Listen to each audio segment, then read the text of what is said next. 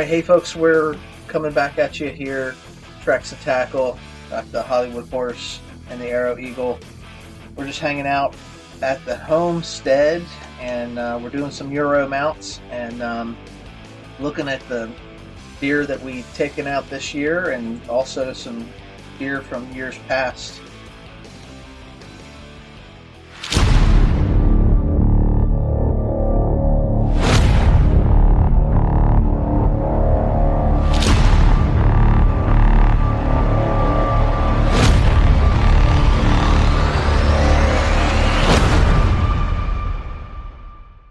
So we just thought we'd hit the record button, and as we're working through this, the Hollywood Horse is doing some scraping, some final adjustments. His piece is looking pretty good. I'd agree with you. No shrinkage here. No ground shrinkage once you get down out of the stand and you see the deer. But you shot yourself a dandy this year, and it was an awful drag.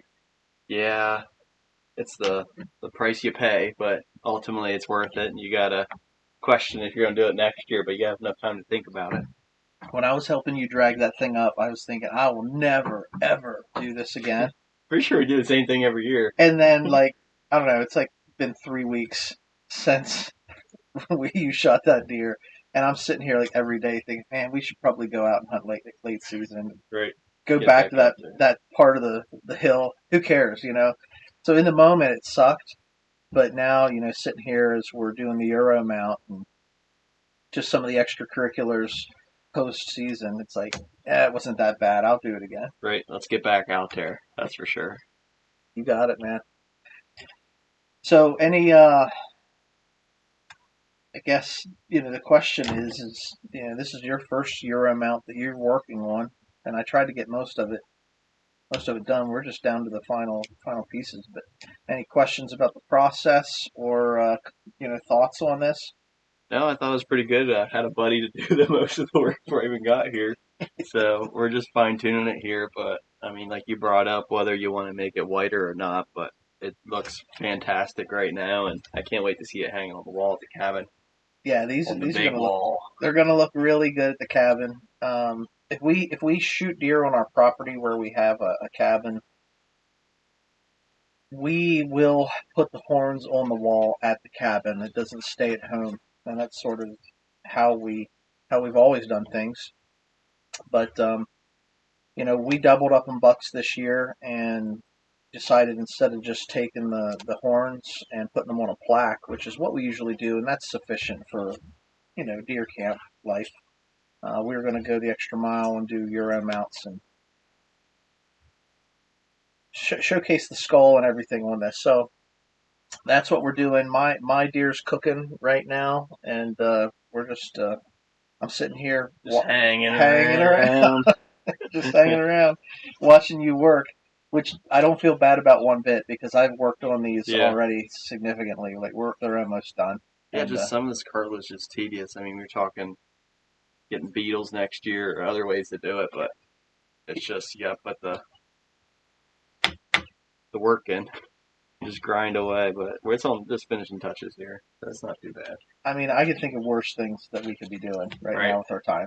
So, you got a healthy set of antlers in your grip, so it's not too bad. But anyway, we were looking at some of these old ones hanging on the wall. Yeah, you were showcasing your work before, and it's pretty good. It looks great. What, how many years ago?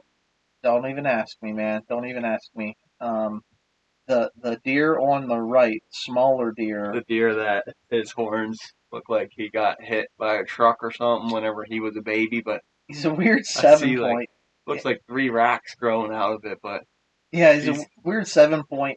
And I was probably... I'm not bashing your buck. It's don't a cool talk buck. bad about my buck. It's a cool buck. But I just looked at it and I'm like, what the heck happened to him? At the time that we shot that deer, and I say we because my cousin and I, the whole family was driving, and I know there's guys out there that deer drive, and there's guys out there that don't, but we did growing up. And we were setting up a deer drive and had guys set to push a set of woods, and myself, my cousin, my dad, your grandpa, There's like 4 or 5 of us. We were all in the truck, and my cousin and I were in the bed of the truck, and we were driving across this old cattle pasture to get to the other end of these woods that were going to get pushed. And I guess the driver stepped into the woods, and this buck took off, and he had, I don't know, it might have been 1,000, 1,500 yards the distance of the woods that we were going, but it was a narrow woods. The woods weren't real wide, so he was basically running a tree line that was only maybe 150 yards wide. And we're driving, we're in the bed of the truck, and we're maybe 600 yards away from this thing, and we see this deer take off running, and we weren't set yet. And so we were slapping the side of the truck, telling the driver to stop, and we got out, and we just started like unloading. We're like, if you ever watched, and that's something else we need to talk about, is early on in the podcast when we started this, we were talking about how you'd never seen Tombstone. But you have now seen Tombstone, and you know how they're just like, firing guns and just walking into the shooting, like they just firing rounds and they keep walking forward. Like that's how it felt between the two of us. We were shooting, and this deer was like so far out of range, but we were running toward it, trying to cut it off essentially from getting away. And eventually the deer folded. We got to like within 100 yards. This deer like folds up, and so we run up to it, and it's a nice little 7 point. And we were teenagers when this happened. I don't know if I was 20 years old yet or not. But long story short is we were looking at it, and I I just had the feeling like I got to put a bullet into this thing. So I shot it in the neck to make sure that because we didn't see a bullet hole anywhere in this deer. Huh. I swear, like once we cut this thing up, caked it out and everything, the deer had to have a heart attack or something because the only hole in it was a hole that I shot in the neck. And this is the thing. Like when you're kids, you're out there, you're having fun, and I'm probably telling too much of the story, but the long and the short of it is, my cousin was using like a slug gun, so it's not going to shoot 600 yards, and I was shooting a 30-30, which isn't going to shoot 500-600 yards either. But we had a hell of a time throwing lead at this thing. It eventually folded up. We did shoot it in the neck, and I thought, well, there's enough antler on its head to take a stab at doing a European mount. So that's what I did. That was the first one I've ever done. Nobody really ever taught me how to do it. I just took a stab at it myself, and it was a lot of cooking the skull down and a lot of scraping, the membrane away. But it turned out pretty nice. Not bad for my first one. How did you go about with your first one? Was it just trial and error, or was internet around that time? Like the internet existed, but we don't use it like we do now. Just word of mouth, like someone told you what to do, and you're like, all right. Basically, it's how do you do this?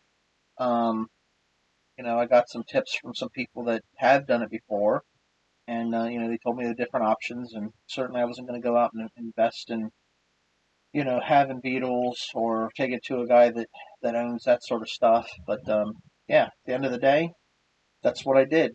I cooked it down and scraped away and took the hose to it and cleaned it up, and it's been hanging on the wall here for a while. But it's a kind of a gnarly looking rack. So after that, did you do anything for like buddies or no? Just us? No, the two that you see hanging there on the wall are the only two I've ever done up until the ones that we just did here. Why don't you do it more often? I don't shoot that many big bucks. It's got to be. Usually we just cut the horns out and put it on a plaque, and that's good. But the buck has to justify the work, I think. All right. I mean, you could stretch out your smaller bucks, make them a little bit bigger. Yeah, I mean, I could pass on those smaller bucks too, but the fact of the matter is these big bucks don't taste as good as those young ones. Right. And then you got one to the left there. That looks like a dandy. So that's a really cool. We were sitting here working on this, and Brady asked me, he's like, "Tell me the story of that deer." And I said, "This is when we should be recording to catch these type of stories." But that buck on the left, it's pretty symmetrical 8. I was hunting a little farmette guy that we know. He doesn't do a lot of farming, but he's got a nice little kind of just on the edge of town, outside of the town limits, and he's got some property with a little field, and he farms vegetables, and he's like a vegetable farmer. So he got pumpkins, uh, watermelons, like a bunch of vines growing through it. He got some corn, um, and he's got just like a couple of just little necks of woods that all tie in together. And so I went out there and started hunting that farmette, set a tree stand up, and I was seeing doe would come in every night, super excited. I remember the year that I shot this buck in October, I saw a buck come into my stand and I didn't get a shot at it. And so it was like late October. My birthday is late October, and it was right around my birthday. And I remember like, man, I got to continue to hunt the spot, right? And so there was one or two bucks running that area. This guy and this guy a little bit smaller than him. And so it was an election year.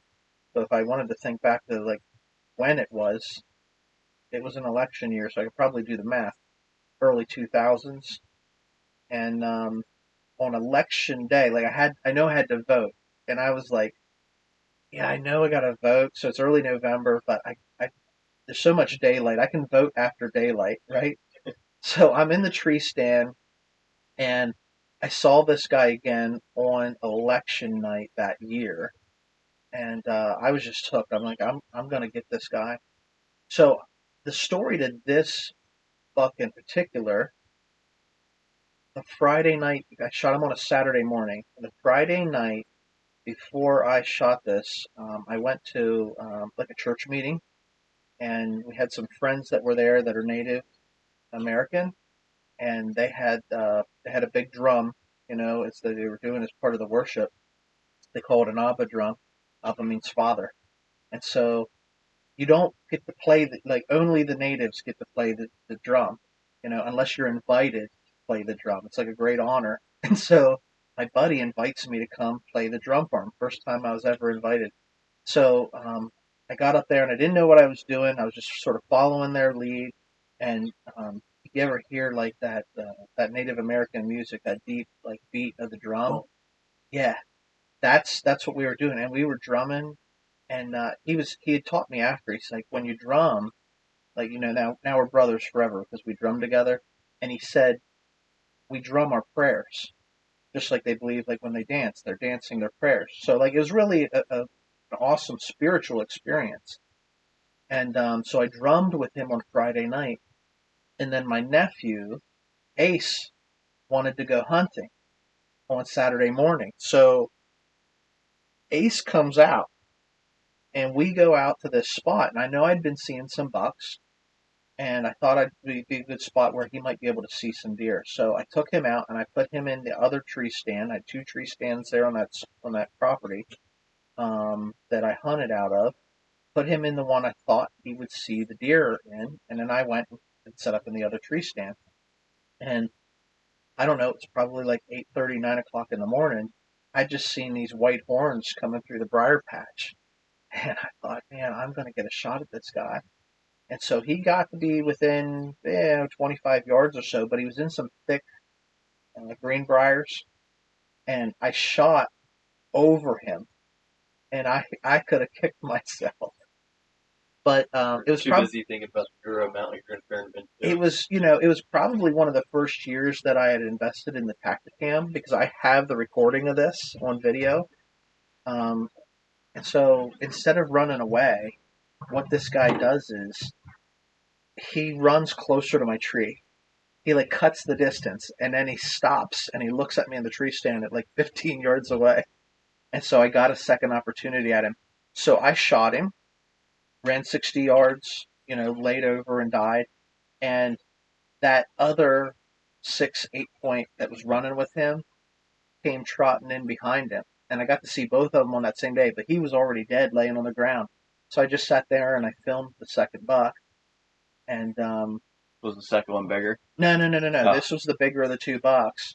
And so then, because it was so early in the morning, like I contribute the success of that hunt to one, I got to play the drum the night before, and so that spiritual experience was something I credit that guy to.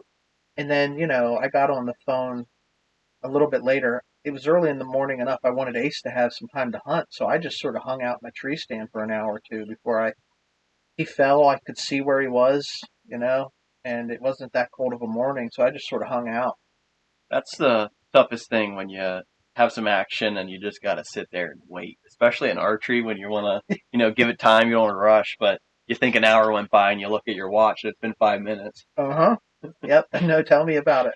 Yeah, that buck ended up hitting and we ended up finding it, unfortunately. But, I was like, let's give it some more time. Let's wait. I was able to see the footage that I shouldered it, give it time to wait. I'm like, all right, like, come 1 o'clock. It was probably like another hour. Here comes Ronnie trotting at 12:30 on the top of the hill, ready to go. Yeah, man, I was pumped whenever you had sent me the pictures of that buck, Yep. and you had said you'd hit it, and then he sent me the video, and he did hit it. I thought, oh my, that's one of the ones we were after, Yep. and But that's why we put in all the work. So yeah, I was pumped. I was jacked. And I'll say, like in my entire career, like my lifetime of hunting, hitting a deer and then like going in too early, because that's the fear, right? If you go in too early, you're going to jump it before it expires, and then it's going to be, really a hell of a time tracking it. I don't think I've ever really done that. right. I always, err on backing out. I know your dad would give me a hard time on one buck that I shot, and I got down, I retrieved an arrow, and instead of it laying down within 50 yards, it ran maybe 150 yards before it expired. But I never really had that happen because generally we will back out and give them time. But I have had a lot of times where I back out and I can count like two or three times where the hit wasn't perfect, and then you end up losing the deer either way. I guess it wouldn't matter either way, but it's that suspense of not knowing the deer's expired. It's tough. Yeah, eat you up. I remember one year your dad and I we both hit deer on the same night, and it was like I don't know Friday night or Saturday night. We were up at the cabin, and so he knew he hit his good. I didn't know where I hit mine. I got out of my stand after dark. I saw blood, and so I backed out. And we went and retrieved his deer, and we were going to let mine sit that night. But since I saw my arrow, I retrieved my arrow, I saw good blood, I was pretty confident. And, so we commenced to celebrating. And I didn't get up the next morning to go hunting because all I got to do is go out here and collect my reward. And we tracked that guy for a mile or two, up over the top, down over the back, kind of like this one. That we did a lot of tracking for you to get this guy in rifle season. Well, mine was in archery, and we ended up never finding him, and I was sick to my stomach. Yeah. Right. So you win some, you lose some, but if they're worth it, man, we put in the time, and we either get the taxidermist involved and you get them mounted, or you don't. But yeah, talking about trailing, it's definitely a lot easier when you have someone else, another set of eyes, Mm-hmm. and even the whole group. It's like a little side quest. It's a mission. But even if it's not your deer, it's exciting. Like, hey, you got blood over here, or I love it. just falling around. For the deer that we got here, it was tough because yeah, we lost it and we picked up a little bit and we lost it. It was just bleeding inside. It wasn't leaking yet. But man, how conflicted was I? You've been my good hunting buddy the past 3 years, I'd say that we've been hitting it really Mm-hmm. hard, and you got blood on the ground. Then my old man, my old man's got blood on the ground. It's like, do you pull the switch of the train? Do you run over one person or run over five? All lives are created equal, but Yeah. I was the guy like, who do I go help first? Right. So it was tough, but we ended up getting her done, and you know, the less confident shots, you just err on the side of caution. You just wait it out. But yeah, it's tough. But yeah, we brought up your second chance and that buck in archery. I was like beat myself up after that. Mm-hmm. There was my opportunity, my once in my lifetime, and here, a month later, here comes the second chance. So it's just all about getting out there and enjoying the wild and just being patient. It'll I come mean, to you you. definitely put your time in this year. You put your time in the stand. You were doing a lot of like all day sits later into the season and things of that nature. So I couldn't have been happier whenever you called me and said you did get this guy in rifle. I was a little bit hesitant whenever because when you shot the buck that we didn't retrieve in archery, wasn't far from where you were where you shot the gun Yeah, in gun season. And in archery, we didn't find any blood, but we know you hit that deer because we had it on video, two, we had hair from where it was hit, then three, we found the arrow shaft, broken off, so we knew you hit it, but there was no blood. And then rifle season comes around, and you said, "Hey, I got a good hit on this guy," and we started looking, and we couldn't find any blood. roller coaster of emotions, man. Oh, I told you I was about to jump off the cliff. I was questioning. I was questioning. Did you hit this, or is it fog of war? Right, And you were insistent. You're like, I shot this deer good. And so because you were confident, and you look, I take you at your word. I walked all over that hill until we picked it up. We did find it, but we did a long journey getting this guy back up to the top of the mountain. But he's worth it, man. He's so beautiful. right. We got to get an official score on these guys. I saw you had tape measure up there. But yeah, we'll do that here after the recording. But I'm guessing these are probably close to 130 each of them.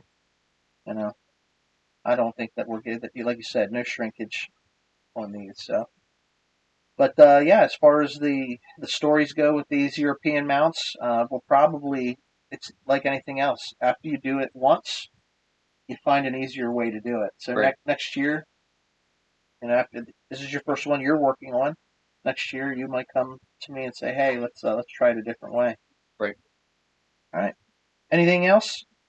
No, I think we're just gonna sit here, hang out, shoot the bull, and work on yours next. And we've been floating ideas around already. What we're doing for next year. We broke out the calendars. Like we're gonna do a pile in archery. I was telling you the days already took off, and We've got high ambitions for right, 2024. right. And then here soon we have the outdoorsman show. I never been, so I'm excited to go experience that with you. Yeah, you absolutely have to. Like, we're in central Pennsylvania, and it's literally the largest outdoorsman show in America. Comes to Harrisburg, Pennsylvania in early February. So, ton of vendors, ton of cool stuff. If you geek out when you get to go to Cabela's or Bass Pro, and there's a ton of things there that I'd love to buy, but I don't have the money to buy. Like this sort of environment, you're gonna love it. Hmm. You're gonna love it. It's got something for everybody. So it'll be a great experience, and we're gonna start lining up. I think I've been talking to you a little bit about lining up different guests come on, and get some different subject matter experts on different things. So we're coming up with we're brainstorming what our episodes are gonna contain here for the first quarter of 2024. We're kind of in a down. We're on the backside of hunting season. We technically have maybe like 2 more weeks where we could go and hunt whitetails. Um, and both of us, the weather's been crazy warm. It was like 50 degrees yesterday, and we're thinking, man, it's not going to be hard to hunt late season if we wanted to go out and do some archery hunting. So Yeah, it's like Christmas too. I was telling you, we got a bunch of hunting stuff. It's a sign we got to get out. yeah, so yeah, so we'll touch base on holiday wish lists and things that you did get and plans for 2024. But for right now, we're gonna get my skull out of the cooker, and we'll probably put yours back in and see about finishing these up here this afternoon. So thanks for tuning in. We will talk to you guys on our next episode. Have a happy new year and stay wild.